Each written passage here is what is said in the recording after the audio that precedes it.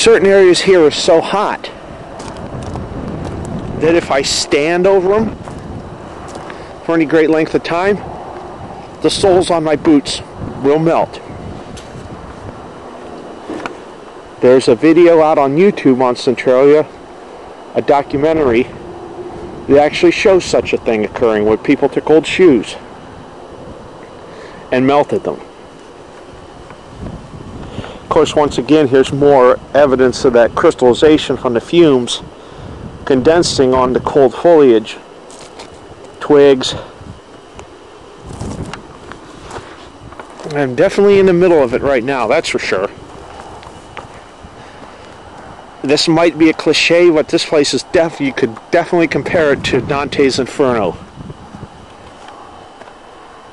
But right down there,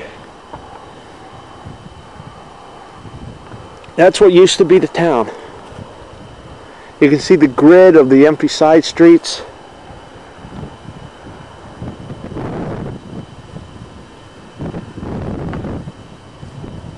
Had I been here about 30 years ago at this time of year, sure, I would have probably seen the smoke, but you would have also seen a lot, I mean a lot more homes and businesses down there.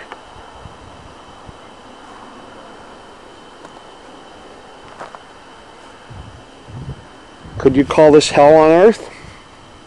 Probably not. But it's not anything that you would see in your everyday backyard, that's for sure. One of the things I've mentioned to my friends who have seen this, imagine if this was your town.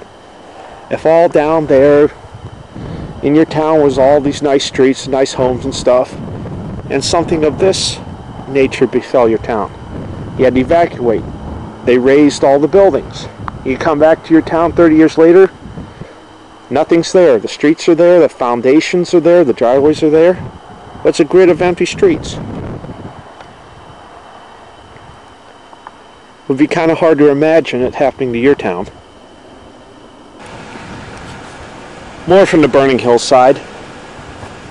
Just off in the distance, a car from Ontario, Canada came here to see this place. This here is probably the greatest, oh, what's the word I want to use?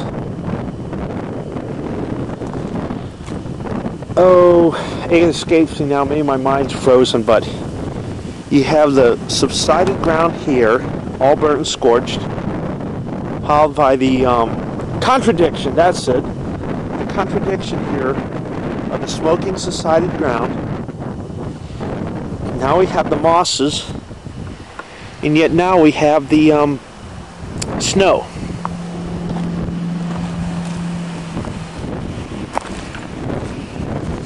Right over here is a vent, yet there is no sign of a hole like a groundhog hole. Now right over there off in the distance, that's the Pennsylvania DEP, Department of Environmental Protection. That's another borehole to monitor it. That appears to be capped.